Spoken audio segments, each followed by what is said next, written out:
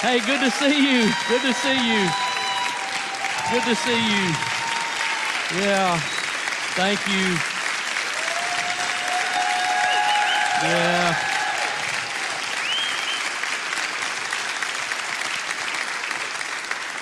Oh, listen, I just came here this morning to thank you, and I can't even get that out, and you give me such a loving and warm welcome, and I just want to tell you how much I thank you. Appreciate that. Look, in the last month, you've carried us, you've cared for us, you've prayed for us, you've fed us, you've sent emails and cards and text, and I just don't know how I'll ever thank you for how good you've been to our family. And it means more than I can express. I don't have words. I've thought about, maybe posting something on social media or sending an email to everybody. And I thought, I really just want to come in person and say it. I just wanted to come and say it to you. Last week, as me and our boys were here and we left, I just can't tell you how good it was to be with you and how much love we felt. I mean, my goodness, there's nothing more any of you could have done. And I just don't know how to thank you. I really don't know how to thank you. So from the bottom of our hearts, please just receive our deepest gratitude. And every time I'm out like this, I always appreciate those of you who are online. And I always appreciate all of our team who worked so hard to put our service online because that's how we worshiped with you the last little while. And so thank you. I mean, really, from the bottom of our heart, I wish I could give you a standing ovation. You know what I mean? I wish that made sense, but it would kind of look like this. So, it doesn't really make sense. But, man, in my heart, me and our boys and family are giving you a standing O. Trust me. You're the best, and I mean that. And in the worst times, the best light shines, and you've done that. So thank you for that. I want to give you a quick update. So people ask, how are you? You okay? And the simple answer is, well, no, we're not really okay. There's a hole in our heart, and so, I'm learning a lot about grief, and I'm learning a lot about how to walk through this process. And I'm in physical therapy, and still trying to recover physically, and I've got a long road there. So here's what I'm grateful for, though. We've said this at Kingwood for a long time, and I want to say it again today. It's okay to not be okay, right? But it's not okay to stay that way, and it's not okay to not know you're not okay. Because that's when you hurt yourself and other people, but it's okay to not be okay. And so, look, I really come to you today, we're not really okay. All right, we're getting through it, and we're grieving, and we're leaning on the comfort of our church family and Scripture and walking through the biblical process of grieving. But man, it has some heavy times. And so we're going to be okay. We're just not okay yet. And so that just made me think. I wonder how many of you today may be in a spot like that. And in a church, no one's ever given you permission just to say that you're not really okay. Because when you go to church, I don't know why we feel this way. We feel like we're supposed to act like we're okay, even if we're not okay. And so today, what I thought I might do is just give us a moment to pray. I thought it might be a great way to start this chapter, just bringing our whole self to God as we are, and giving that to Him, realizing that God's not a God of the good times; He's a good of all times. And I'm so glad for that I don't have to figure things out and fix myself for God to be okay with me. God's gonna carry me through every season. So, would you do this for me? Why don't you just close your eyes for a moment? We're going to pray, okay? And if you're online, you can do that. Just close your eyes where you're. And here's what I want to ask you to do. I'm going to pray and just kind of, commit myself in this season to the Lord and in this moment. And maybe you're at a spot this morning for some reason, life's just been heavy and your heart's heavy and there's something going on, who knows, and you're not okay. You're struggling. I just want to ask you with every eye closed, okay, if you would just, if that's you, if you just stand, I'm standing, and I'm saying it, and I just want to pray with you. I want to pray with you, and I want to pray for me and for you.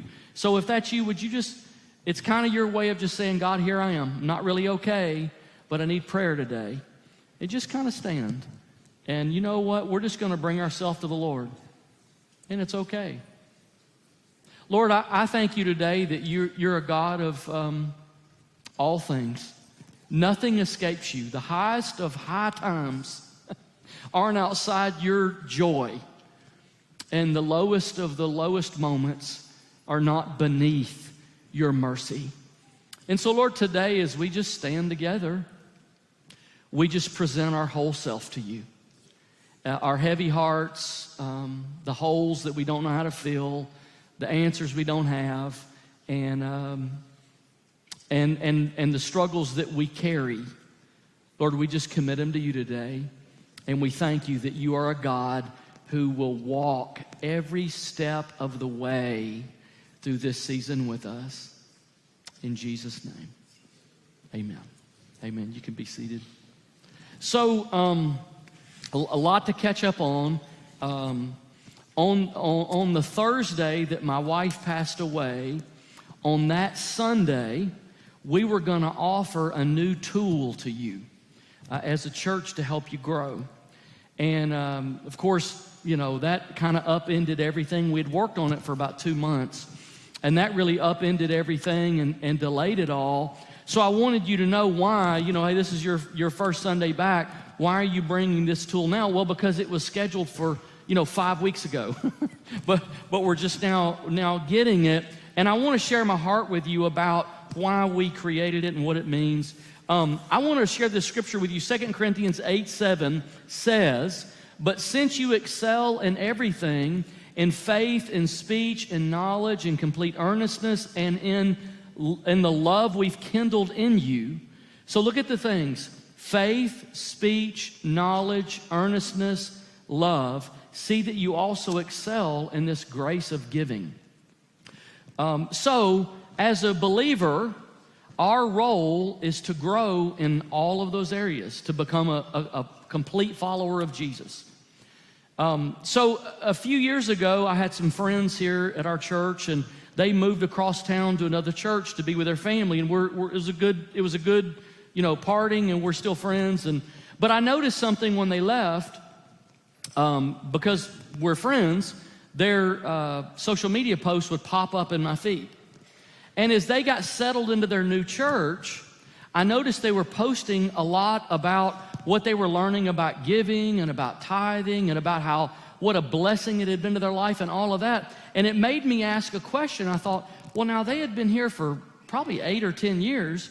And I thought, why would a person need to move to another church to learn about the blessing of giving and tithing? Why had we not done a very good, and it made me kind of question myself and say, had I done the best job at helping our church family grow in every way the Bible instructs us to grow? And so I said, I don't think that I have.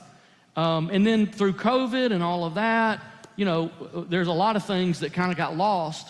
So I just in my own heart, as I've searched my heart and said, I want to be the best pastor I can be, then I want to help our church grow in every way the Bible teaches us to grow. So here's what we have. In the chair beside you, we have a card. And if you're online or you want to access this digitally, you can just scan the QR code on the screen online, on the pew in front of you, and it'll bring up the top 3. And what you'll see, I want to turn your attention to the back of this card first, because what I want you to ask, I want you to do the same thing that I did.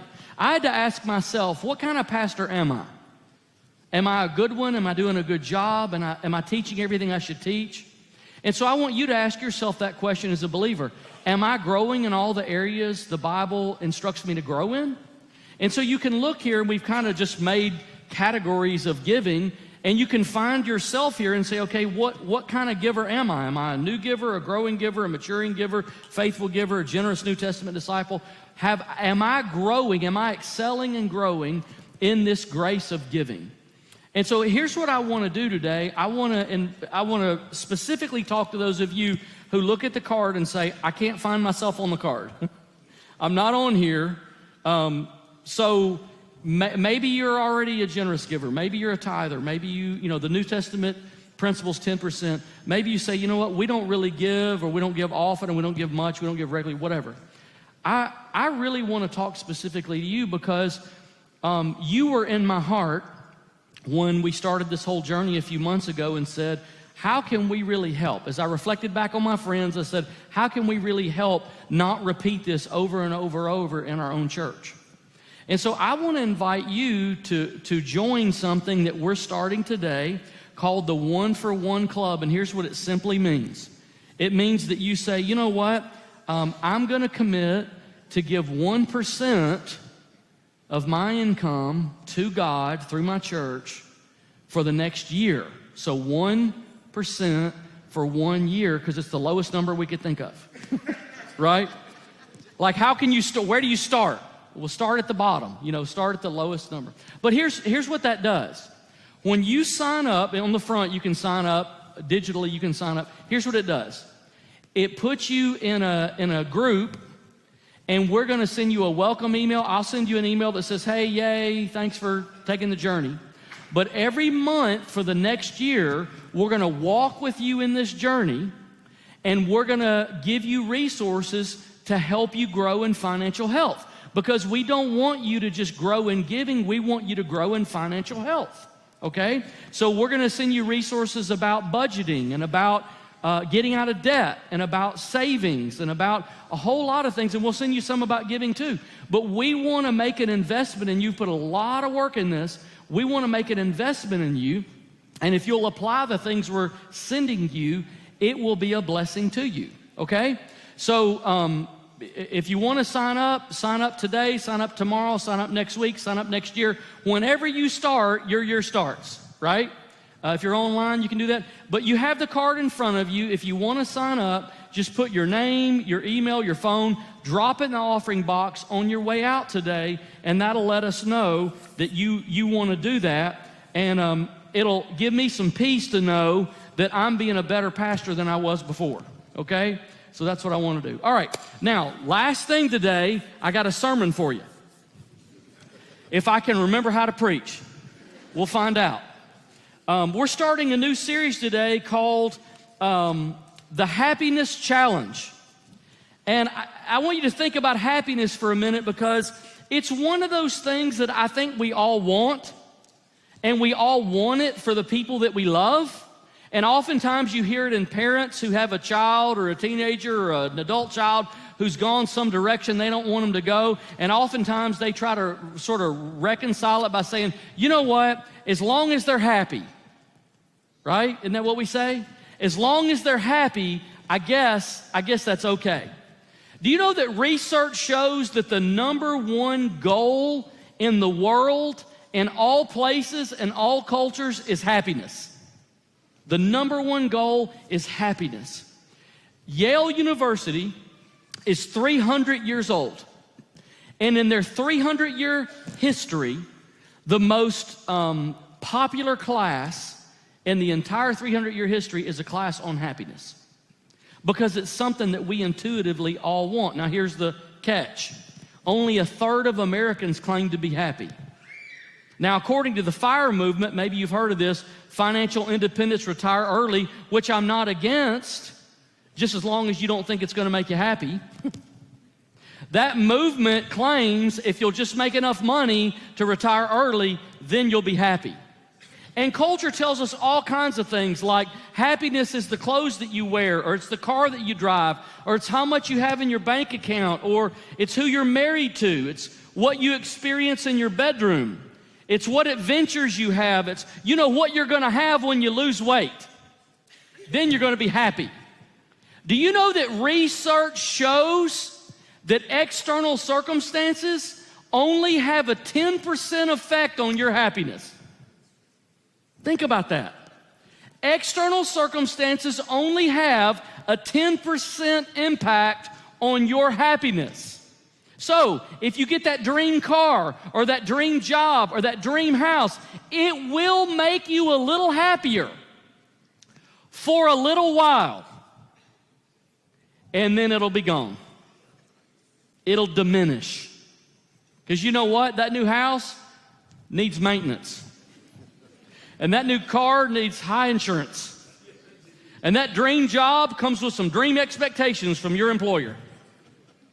And that happiness will vanish in your hands. And isn't it interesting that most of us spend most of the energy of our life and most of our waking hours chasing that elusive, diminishing 10%, like trying to grab fog.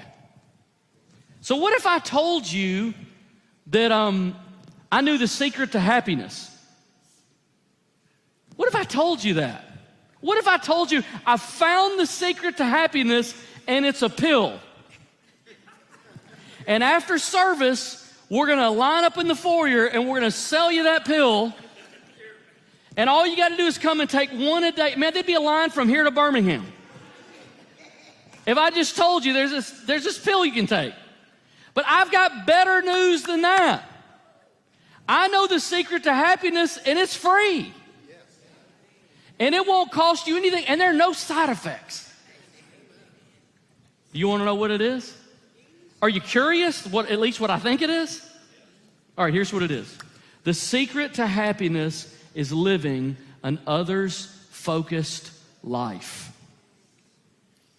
The more you focus on yourself and your happiness and achieving and acquiring and having and getting, the more unhappy you're going to be. And the more you focus on other people's destiny and their life and building them up and strengthening them and making them everything God called them to be, the happier you're going to be. Isn't that amazing?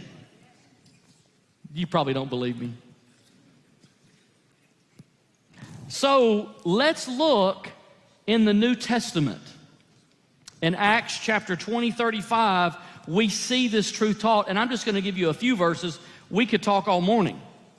In everything I did, I showed you that by this kind of hard work, we must help the weak, remembering the words the Lord Jesus himself said, it is more blessed to give than to receive.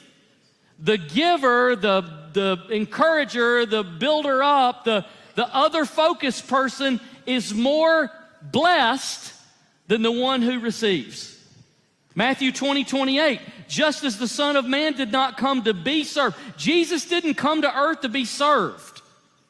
He came to serve and to give his life as a ransom. Now, that we've got to ask ourselves this question. Jesus lived an others-focused life. Did Jesus live a good life? I don't mean was it morally good. I mean, was it personally fulfilling?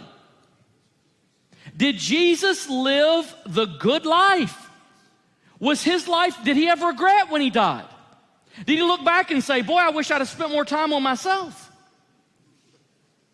Was Jesus a one-off because he was God's son and he came to be crucified and to die? Do we dismiss his example and say, yeah, nobody really wants to live that life though. That was just the life that he had to live because he had to die for all of us. Is his life a one-off, or is he our example in every way?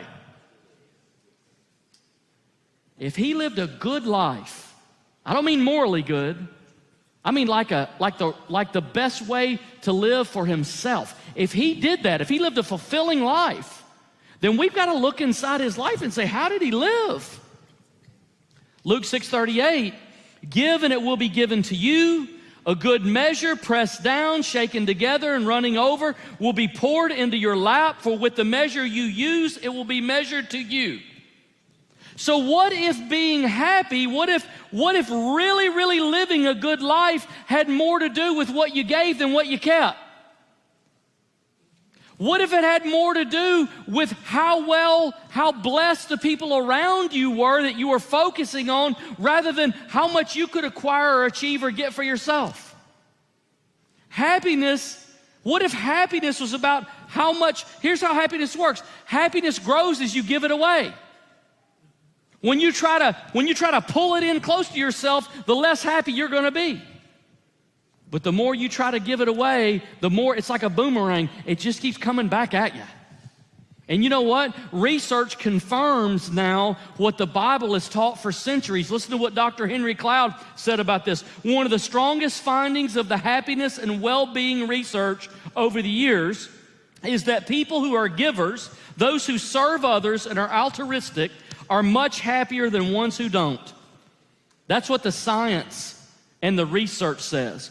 In the New Testament, 51 times, we hear this kind of language: serve one another, encourage one another, help one another, pray for one another, bear one another's burdens. 51 times. And so over the next 3 weeks, what I'm going to do is we're not going to have a 51-week series, okay? I'm not going to give you each one of them. But over the next 3 weeks, what I'm going to do is I'm going to give you one of those 51. And then I'm going to give you a challenge with each one of them, okay? So today we'll start at 1 Thessalonians 5:11. Therefore, encourage one another and build each other up. Now look, this is incredibly more important than it sounds. Hebrews tells us that the way that you can prevent a person's heart from growing cold and hard and them actually leaving the faith is that you encourage them daily.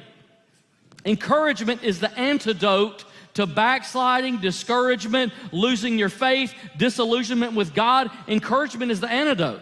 And also we can find God the Father, we can find Jesus the Son, and we can find the Holy Spirit all through Scripture encouraging people, encouraging us. I know that sometimes we all feel the impulse to, encourage. Like we see someone who's struggling or hurting or suffering, or we see a gap, we see an opening, and we just get this feeling like, I want to do something, I want to say something, but I don't know what to do, or I don't know what to say. We all have that. And I think sometimes we lack living this part out just because we don't know how to do it. Now look, it might not be part of your personality.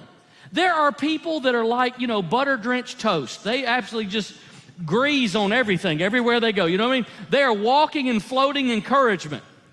And that may not be your personality. They may do it naturally. It may never come naturally. But here's what I want you to know. Regardless of your personality, everyone can grow in encouragement.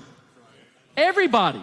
Everybody can grow in giving encouragement. So this morning what I want to do is I want to give you two very specific ways that you can encourage those around you, and as you do, you'll get happier. Number one, encourage with words of affirmation. Everybody needs to hear sometimes, hey, good job. Everybody needs to hear, man, I appreciate you. Well, you did good at that. You're on the right track. Keep going. There's enough negative voices and enough critical voices. We're at critical mass in critical voices, right? But everybody needs every now and then to hear, hey, you're on the right track. You're doing good. Keep going. Keep going. It's the negative people that tend to get the most attention.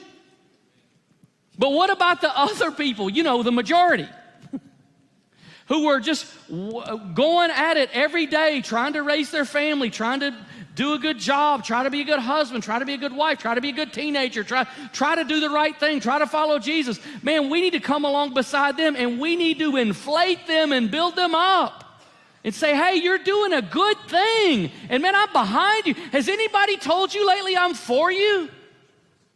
I mean, a word of affirmation is a powerful thing, and everybody needs to hear it. Dr. John Gottman, you may have heard that name, did a landmark research on what makes a healthy marriage. It was called the Love Lab, and he observed people over decades. And here's what he learned. In a marriage relationship, happy couples have a 5-to-1 ratio. What does that mean? They have 5 positive comments for every 1 negative one. If it's 1-to-1, the relationship's struggling. 1-to-2, not so good. 1-to-5, and you've got a happy couple. So for every 1 critical or negative thing that's spoken, there are 5 positive things spoken. And let me tell you what they found. In the workplace, it's 1-to-6. So for every one critical or negative thing spoken, there's 6 positive things, and they've proven scientifically that's the ratio required to have a happy culture, to have a happy relationship, to have a peaceful place to work. Now, in our present culture, we all need words of affirmation because our current marketing efforts go something like this. If I can make you miserable enough with your circumstances or your life, you'll buy my product, right? So what we do is we have these commercials with all these models running around, and they have perfect skin and perfect hair and perfect teeth and a perfect car and a perfect girl and a perfect guy and a perfect life and your perfect community and all of this. And we say, if you'll just buy our product, you can leave your sad, sorry little life and you can join these people. And it'll be amazing how good your life for $9.95, right? Or installments. Just 3 easy. I've never seen an installment that was easy. 3 easy installments. It's easy for them because they just get it. And so billions of dollars and the brightest minds in our culture today are focused on one thing, making you miserable with your life so that you'll buy their product, make you feel inadequate. So if you see an advertisement for face cream, what does it show you? Look at this saggy old wrinkled person, you know? If you just buy this face cream, your face would be like a 20-year-old. It'd be bright and golden and tan and, you know, the before and after. Look, just buy this face cream. If it's clothes, your clothes look like, you know, they're from middle 1800 London, you know, the poor side. Or you look like you're, you know, a movie star from Saved by the Bell in the 90s. Oh, wait a minute, that style's back now. Oh, yeah, the wrong one. That's actually back. But they want to make you look, your clothes look terrible. If you would just wear these clothes, you have no idea how much happier you would be, right? Or you look at your hair. You look like you come from a black and white movie. Your hair's dingy and old, and if you'll wear this product, you know, it'll be silky and smooth, right? That's how marketing happens. We live in a culture that preys on the worst of us. We need someone who can look below the surface and tell us the truth. And what's the truth? Listen, what's the truth? Here's the truth. You are God's beloved child. You are a son or daughter of the King. You are chosen. You are loved. You have a destiny. You have an inheritance. You have a royal place at His table. You live in the palm of His hand, and He has a plan for your life. That's what we need. Everybody needs those words of encouragement. For the few years my wife was in the nursing home, there was this guy. I don't think he could walk because I never seen him in anything but a wheelchair. But he always had a Jesus hat on. You know, he had a hat with Jesus on it. And he's always rolling around, you know. And he would come and talk, hey, how you doing? You know, he learned our kids' names, got their phone number. He'd text them sometime. When our son was at home from school, he said, hey, how about you come and lead a devotional, you know, for the nursing home? He's like, oh, okay, yeah, come and preach. He said, come and preach. So he said, I'm going to make it happen. You know, he organized. He kept bugging. They bugged the people to death there. We got to have a meeting, 2 o'clock. What day of the week we're going to have it? He was all about it, you know. Got this big meeting. There's about 7 people in there, you know, 2 on life support. And, you know, and so here's Tyler. He comes and preaches to them. But this guy, I mean, he was indelible. Every time I saw him, he was encouraging people. And one day I walked in and he was frustrated. And he just said, you know, these people here, and man, somebody, I don't know what happened. Somebody offended him. Somebody did something wrong. I don't know what it was. But I'd never seen him like that. And he said, man, I'm just so mad. And he's just kind of telling me. And something inside me just said, no, this is wrong. Like, this is a good man. This is a good man. And I don't want him to roll around here all day telling himself all this stuff. So I got right up in his wheelchair, you know. And I said, hey, I want to tell you something. You are one of the best encouragers I ever met in my life. You're one of the best things that ever happened to this nursing home. Everywhere you go, you lift people up, and every time you talk to somebody, they smile. And I don't want you to let any negative people in here drag you down. You throw that stuff away, you don't need it. You're bigger than that, and you're better than that. And he go, oh, I thought he was going to stand up. He said, oh, yeah. He said, man, you're right. And I'm telling you, that guy is one of the greatest encouragers I ever met in my life. But you know what? It don't matter. Everybody needs good word of affirmation sometimes to heal the soul. Even he did. And I thought, Lord, this guy's got some kind of condition. He's in a wheelchair rolling around in here, stuck in here the rest of his life. And look at him. It's just one of the most positive people I ever met. But that day it just got to him. And I said, man, he needs encouragement. Everybody needs. You know what a word of affirmation does? It sees the good in a person and it calls it out. And man, we all need that. Let me tell you somebody in our church who I believe does that so well.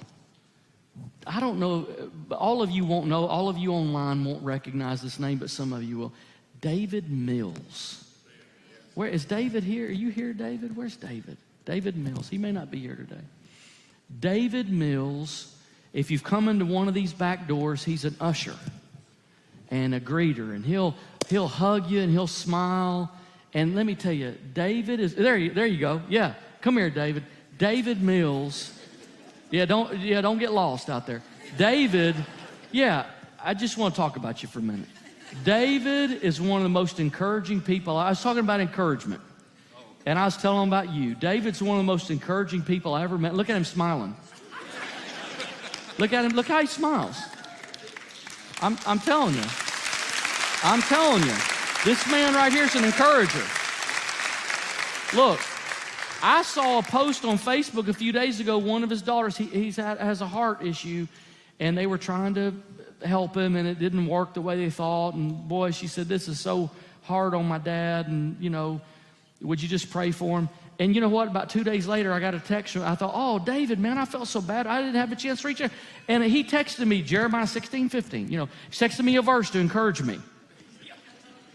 And let me tell you something. You are one of the happiest people I ever met. And you know why? Because he lives an others-focused life. I love you and I appreciate you. I love you.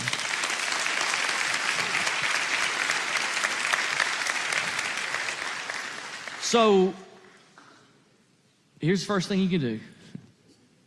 Just encourage people with words of affirmation. Here's the second one.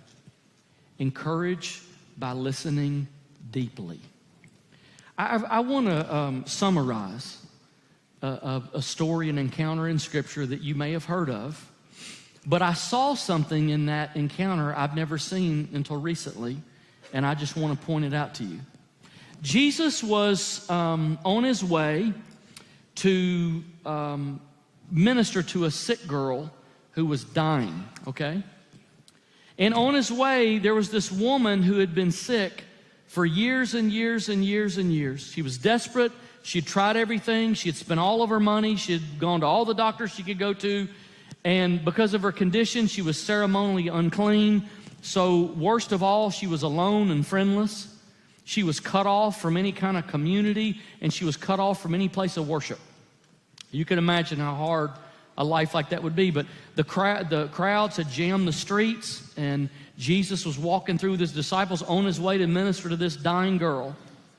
And this woman thought, out of desperation, maybe if I just sneak in there and touch his clothes, maybe I'll be healed. I've tried everything else. What do I have to lose?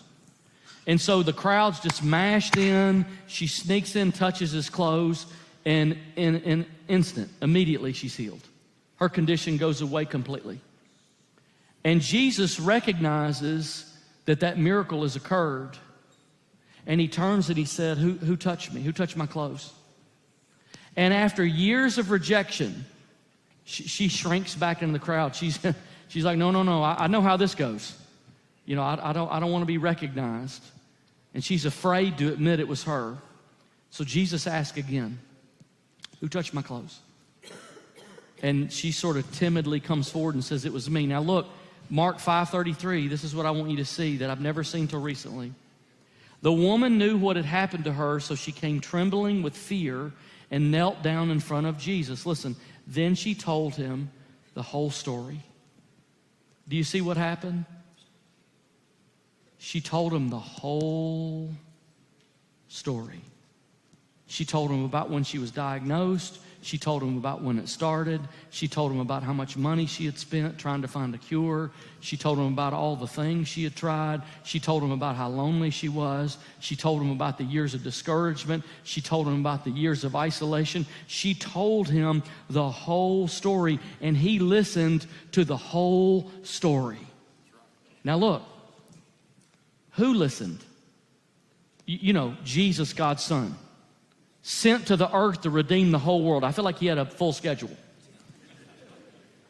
He was on his way to minister to a dying girl who was waiting, whose family was waiting.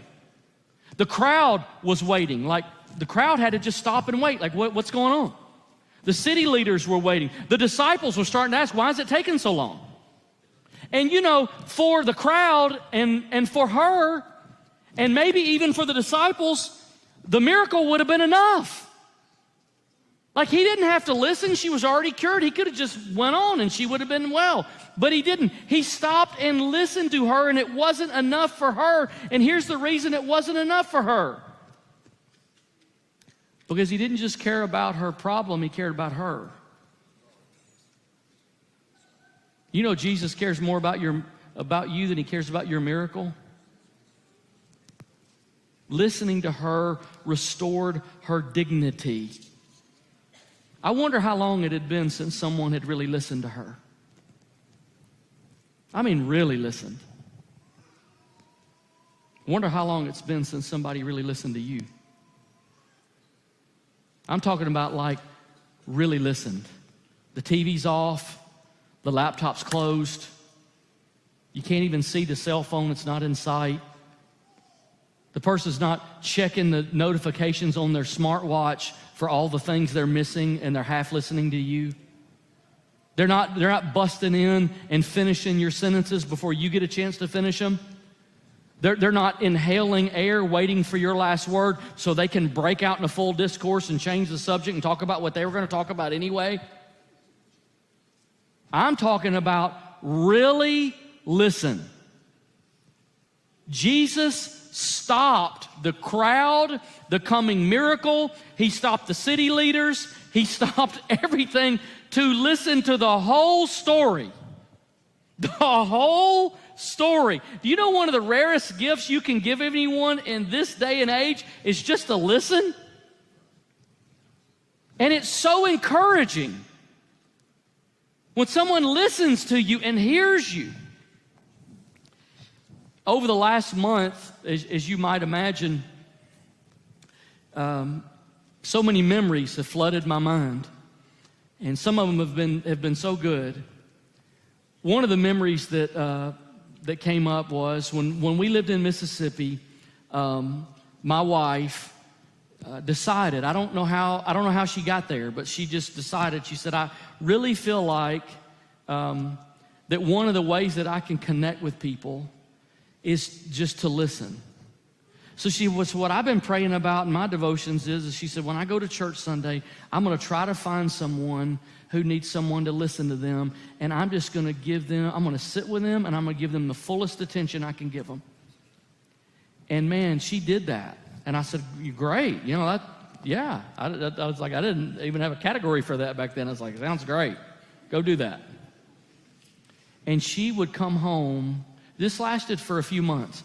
It was probably 6 months. And she would come home every week with these stories. Man, just as I listened, this person just started to cry.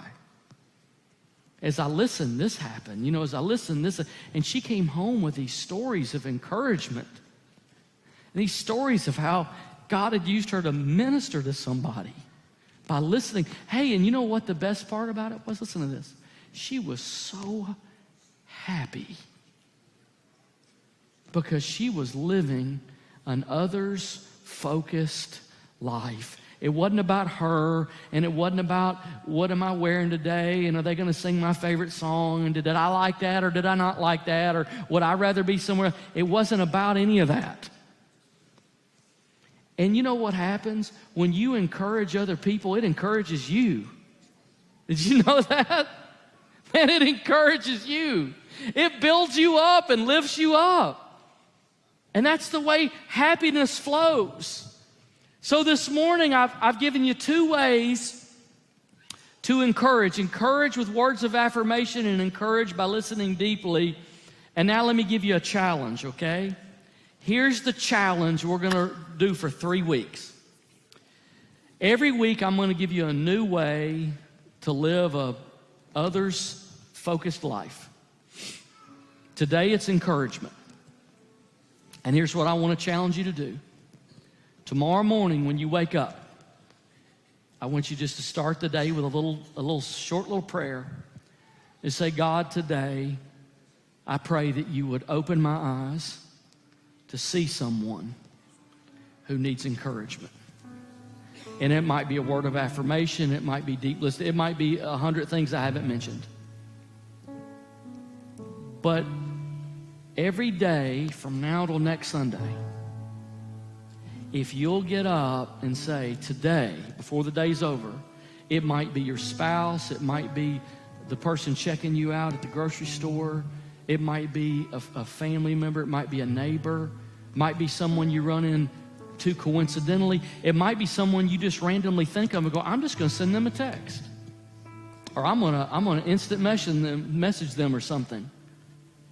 But if you'll get up every day and say, Lord, just help me to be attentive today, you know what's going to happen? By next Sunday, you're going to be happier. I promise. The Bible teaches it, and research proves it, and it's better than a pill I could sell you in the foyer because it's free. And it takes so little. So I want to challenge you this week. And then next week I'll give you a different one, and the last week I'll give you a different one. Can you imagine what worship service, can you imagine what church might be like next Sunday if the majority of us spend the whole week encouraging people? Can you imagine? We'll come in here, the roof will come off. Like we won't even be able to stay in here. Be so happy, filled with joy. Would you stand with me this morning? I don't know, what this service has meant to you, but can I tell you, it's done my heart so much good to be with you today. And I appreciate you so much. And let me just speak that word of affirmation over you as a church. You've been so good to us. And you've been so good to a lot of people, not just us. You've been good to hundreds and thousands of people. I appreciate you. If you're online and you need prayer today, man, I'd love for you just to drop in the comment section there your prayer need, or say that you need prayer. Our prayer team's been waiting to pray for you all day. They've been praying for you all morning. We want to bless you. And today we're going to sing this song and just lift our eyes and hearts up to Jesus, the King Encourager, the King Builder, the King Lifter. Lord, today we thank you that you are a builder and a repairer and a restorer. You're a healer, your friend, a counselor and a guide, comforter. You're the one who walks with us. Lord, we love you today. As we lift our heart and our voice up, I pray that you just raise this church up today in strength. And we'd say, man, how good it was to be together today in your house. In Jesus' name.